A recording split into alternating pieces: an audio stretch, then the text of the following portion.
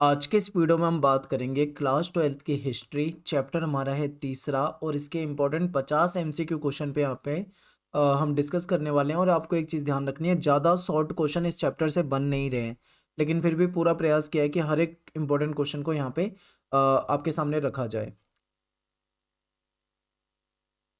Telegram group आप जरूर join करें, जो भी इंपॉर्टेंट अपडेट्स होगी आपको सारी की सारी टेलीग्राम ग्रुप में ही मिलेगी। टेलीग्राम में जाके class 12th ESP new group search करोगे तो आपको हमारा ग्रुप मिल जाएगा। 9,000 से ज़्यादा स्टूडेंट आज की डेट में ग्रुप में ऐड हो चुके हैं।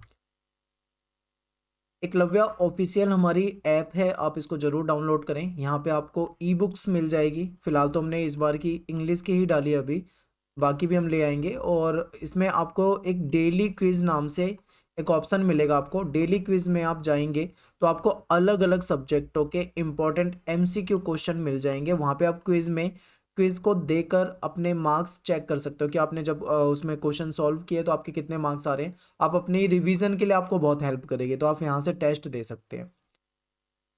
नोट्स अगर आपको पढ़ने हैं तो आप हमारी वेबसाइट पे विजिट करें, eklavyastudypoint.com। सिंपल प्रोसेस है, गूगल पे जाना है, eklavyastudypoint.com आपको टाइप करना है और सर्च कर देना है। जैसे ही आप यहाँ पे ये डालकर टाइप करोगे और सर्च कर दोगे तो ये आपके सामने ऑप्शन आ जाएगा। आपको पहले लिंक पे ही क्लिक कर देना, हमारी वेबसाइट आपके सामने ओपन हो जाएगी। 3 लाइन है यहाँ पे आपको दिख रही है, इस पे क्लिक करोगे तो आपके सामने कुछ इस प्रकार से आपके सामने कैटेगरी आ जाएगी। फिर आपको क्लास 12th में जाना है। जैसे ही क्लास 12th में जाओगे आपके सामने सब्जेक्ट आ जाएंगे और इन सब्जेक्ट के नोट्स आप इन पे क्लिक करके आगे पढ़ सकते हो। और अगर किसी सब्जेक्ट के नहीं डाले हैं तो आप वेट करो, हम डाल रहे हैं तो टाइम लगेगा, कम से कम हफ्ता 10 दिन जो भी लगता है। आपके अन्य सब्जेक्ट के भी नोट्स यहाँ पे आ जाएंगे।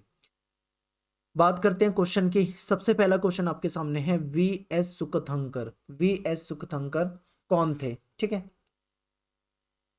ऑप्शन ध्यान से देखो। संस्कृत के विद्वान थे ये, तमिल के विद्वान थे, कन्नड़ के विद्वान थे, या इनमें से कोई नहीं?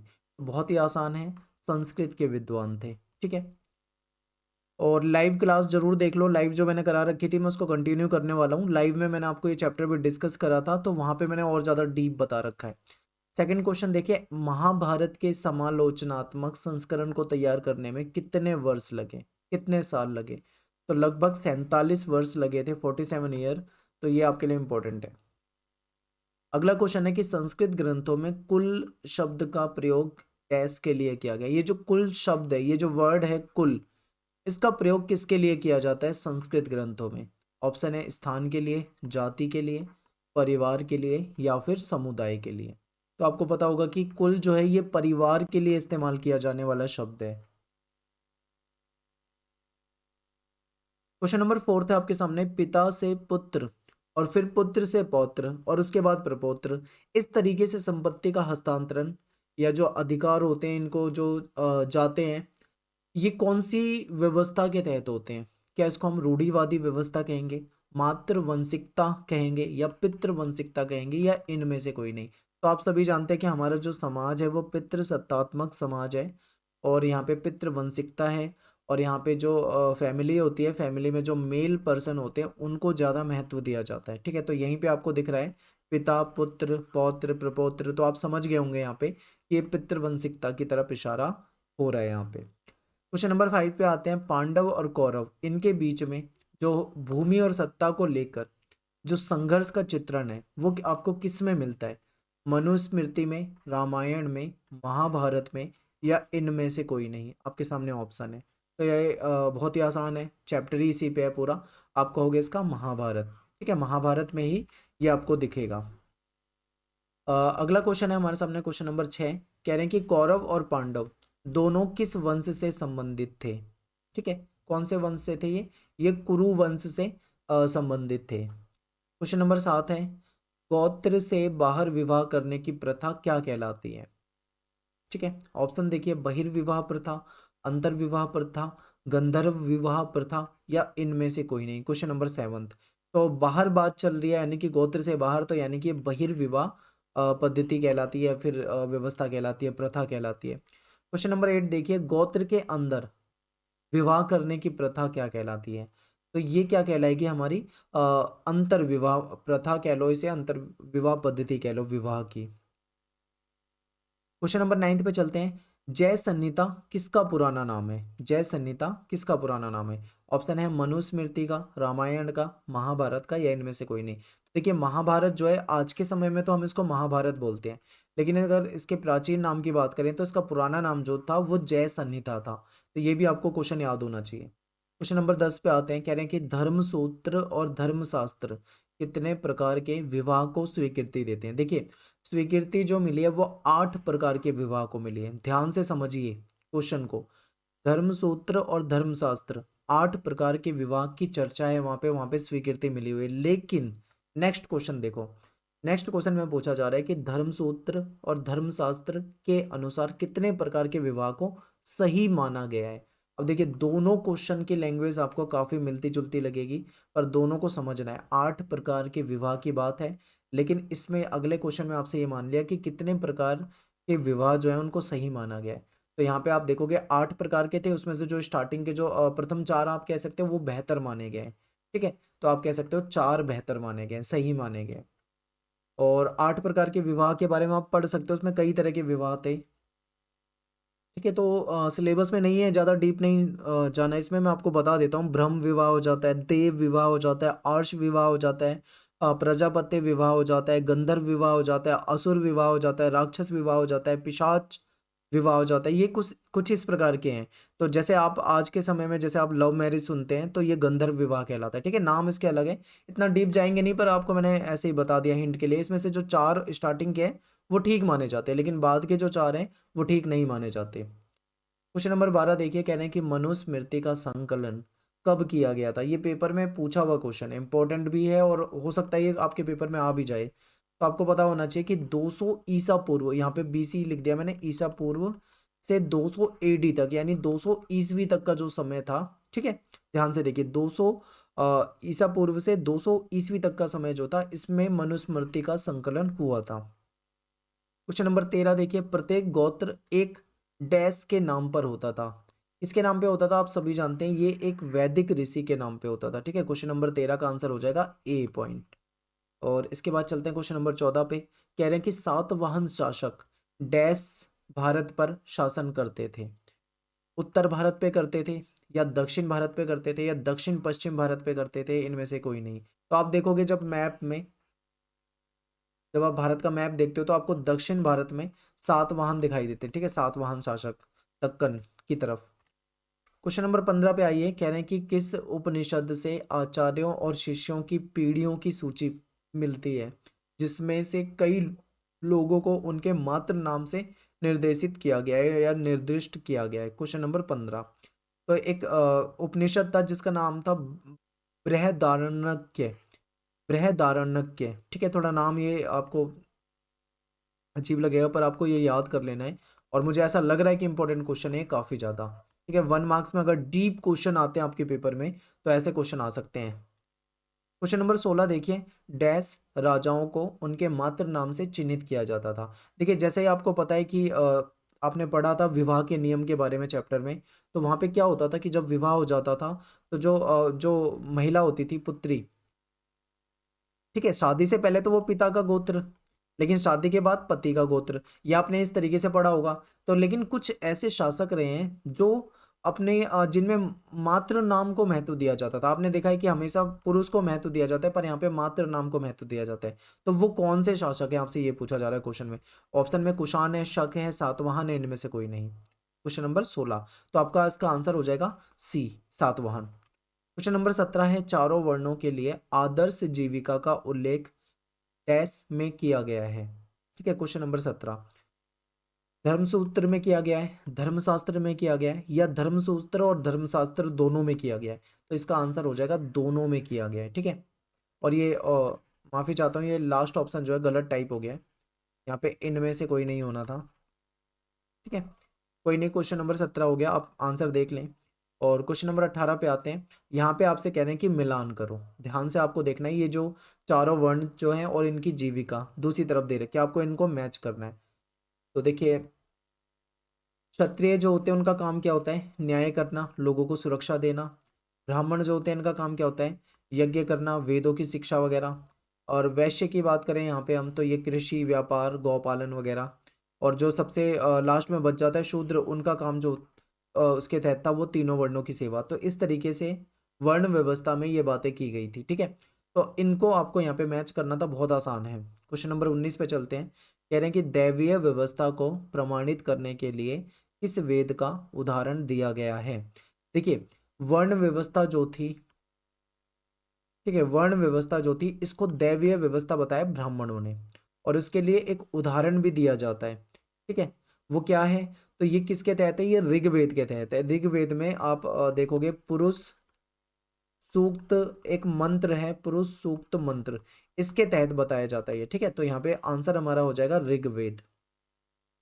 क्वेश्चन नंबर 20 है, चांडालों के कर्तव्य की सूची डैश में मिलती है। ऑप्शन है वेदों में मिलती है, मनुस्मृति में मिलती है, उपनिषद में मिलती है, या इनमें से कोई नहीं। Question number 20। ठीक है, तो ये कहाँ पे मिलती है आपको, मनुस्मृति में। और क्वेश्चन नंबर 21 देखिए, यानी कि चांडालों के बारे में कौन सा कथन सत्य नहीं है। अब यहाँ पे देखो, सत्य नहीं है, इस चीज को बहुत ध्यान दिया करो। कई बार पेपर में ऐसी चीजें हमारे ध्यान से उतर जाती है और हम आंसर गलत कर देते हैं। अब ऑप्शन को पढ़ते हैं। गाँव से बाहर रहना, बिल्कुल सही है, गाँव से बाहर रहना। फेंके हुए बर्तन का इस्तेमाल करना, यस ये भी बिल्कुल सही है। लोहे के आभूषण पहनना, ये भी सही है। लेकिन यज्ञ में भाग लेना ये नहीं था वहाँ पे, अगर आपने एनसीईआरटी पढ़ी हो तो। यहाँ पे जो गलत पूछा है कि कौन सा कथन सत्य नहीं है, तो आपको कौन सा बताना है इसमें, जो लास्ट वाला ऑप्शन है आपका ये सत्य नहीं है। ठीक है, तो आसान है बिल्कुल। क्वेश्चन नंबर 22 देखिए, यानी कि अस्पृश्य को सड़क पर चलते हुए करताल बजाकर अपने होने की सूचना देनी पड़ती थी। यह कथन किस चीनी भिक्षु का है। आपके सामने है 4 ऑप्शन। अभी आज की वीडियो का आपके लिए पहला क्वेश्चन है, आप मुझे कमेंट में इसका आंसर बताएंगे। वीडियो खत्म हो जाएगी तो कमेंट में बताएं। आज के लिए आपका ये फर्स्ट क्वेश्चन है कि इनमें से, इन तीनों में से कौन था जिसने ये कहा था, या फिर इनमें से कोई भी नहीं था। तो आपको जो ऑप्शन लगता है आप क्वेश्चन नंबर 22 का आंसर देंगे कमेंट में। ठीक है, क्वेश्चन नंबर 23 में आइए, स्त्री धन किसे कहते हैं। कोई ऑप्शन नहीं दे रहा हूं मैं आपको यहाँ पे, स्त्री धन किसे कहते हैं, केवल और केवल मुझे आप 20 वर्ड के अंदर अंदर आप मुझे इसका आंसर लिखकर कमेंट में बताएंगे। ठीक है, क्वेश्चन नंबर 22 23 हो गया, 24 पे आते हैं। अष्टाध्यायी, अष्टाध्यायी किसने लिखी थी।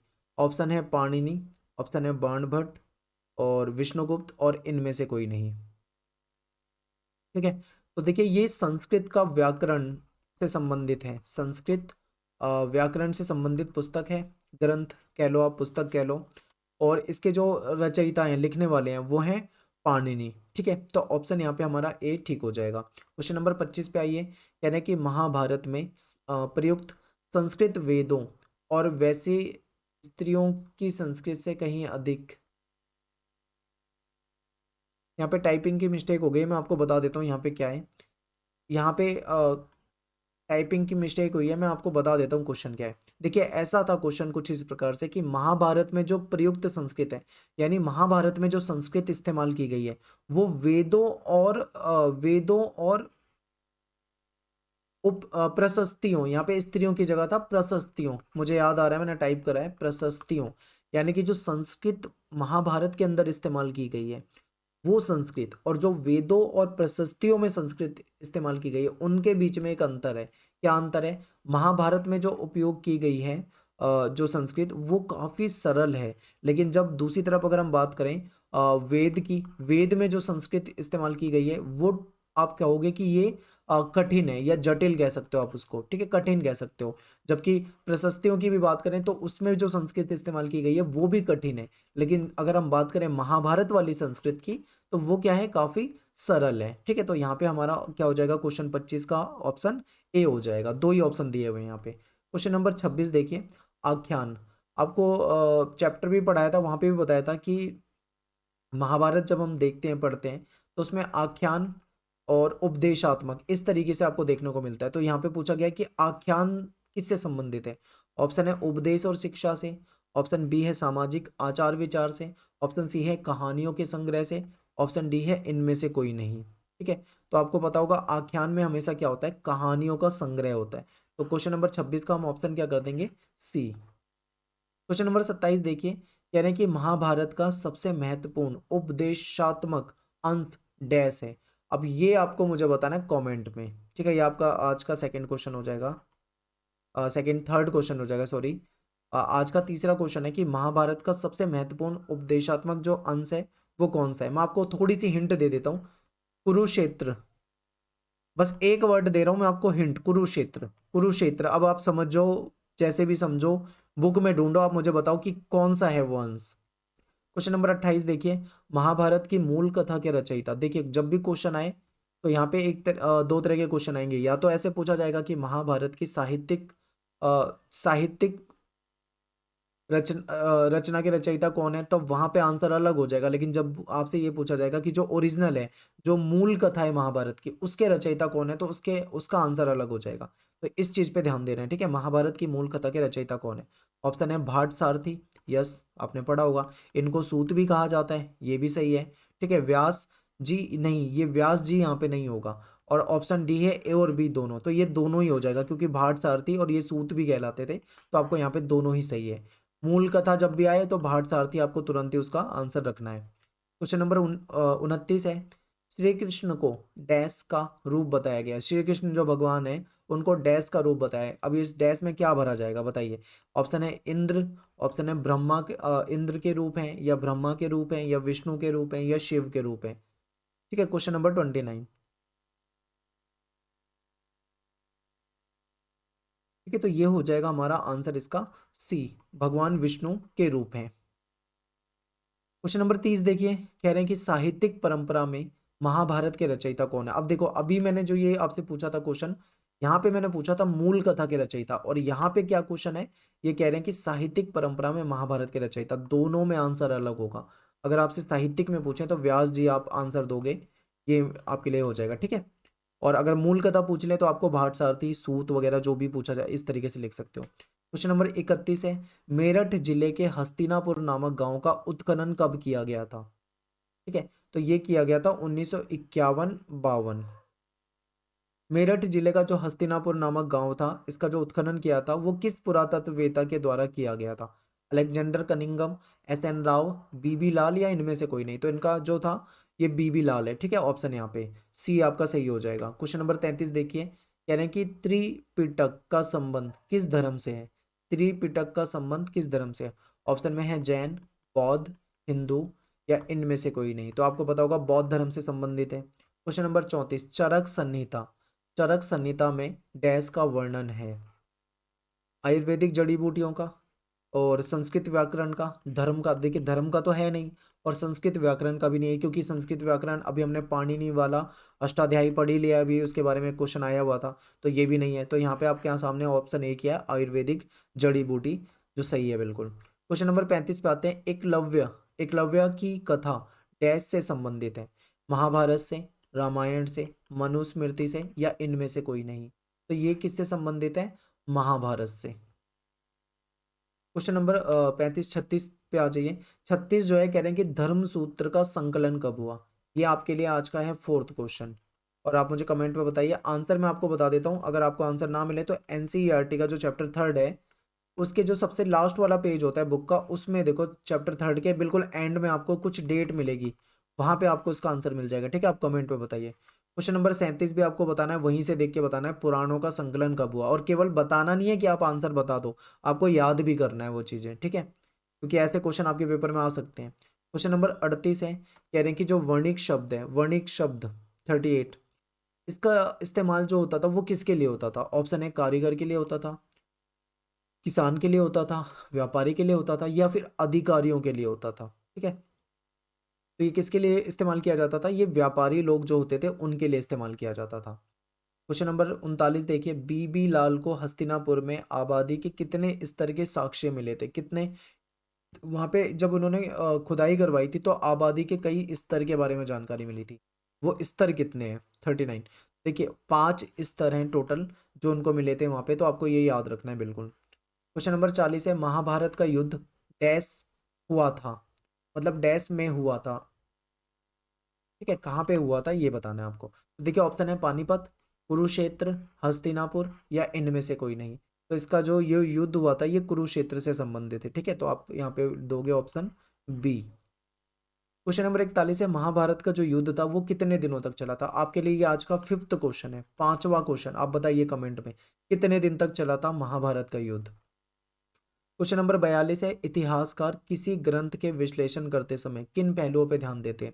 ऑप्शन है ग्रंथ की भाषा पे, ग्रंथ के लिखने के काल पे, ग्रंथ के रचयिता पे, या फिर इन सभी पे। तो आपका यहाँ पे आंसर होगा सभी पे, क्योंकि भाषा भी देखी जाती है, उसका काल भी देखा जाता है, लिखने वाला भी कौन था उसको भी देखा जाता है, किस प्रकार से लिखा गया इसको भी देखा जाता है, लिपि कौन सी थी उसको भी देखा जाता है, बहुत सारी चीज़ों को देखा जाता है। तो ये सभी सही है यहाँ पे। क्वेश्चन नंबर 43 है 43, संस्कृत ग्रंथों में जाति शब्द का प्रयोग जो होता है वो किसके लिए होता है? 43।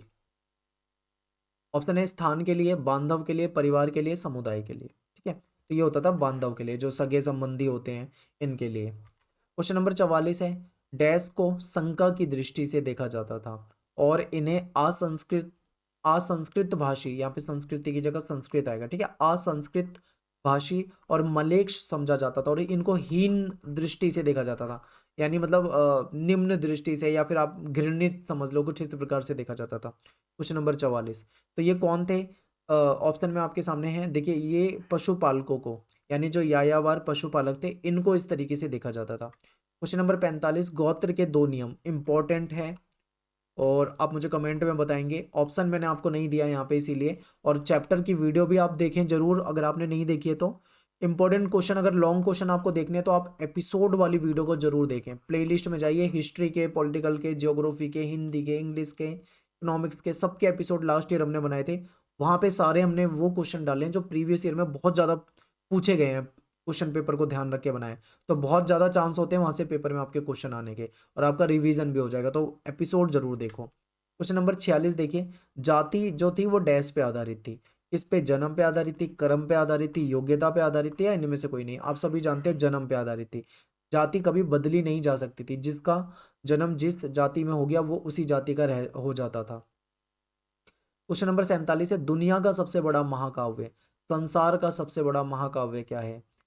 महाभारत, रामायण, मनुस्मृति, या इनमें से कोई नहीं? तो आप जानते हैं महाभारत जो है दुनिया का सबसे बड़ा महाकाव्य है, ठीक है, और जो 1 लाख से अधिक श्लोक मिलते हैं इसमें, ठीक है, तो आप समझ सकते हो कितना बड़ा होगा ये। 48वां देखिए, नए नगरों के उद्भव से जो सामाजिक जीवन था वो कैसा हो गया था? सरल हो गया था, जटिल हो गया था, या इस पे कोई प्रभाव ही नहीं पड़ा, या इनमें से कोई नहीं? देखिए, ये जो जब नए नए नगरों का उद्भव हुआ तो सामाजिक जीवन था जो था वो काफी जटिल हो गया था, ठीक है, तो ऑप्शन यहाँ पे आपका बी सही है। क्वेश्चन नंबर 49, वर्ण और जाति में किसकी संख्या ज्यादा है?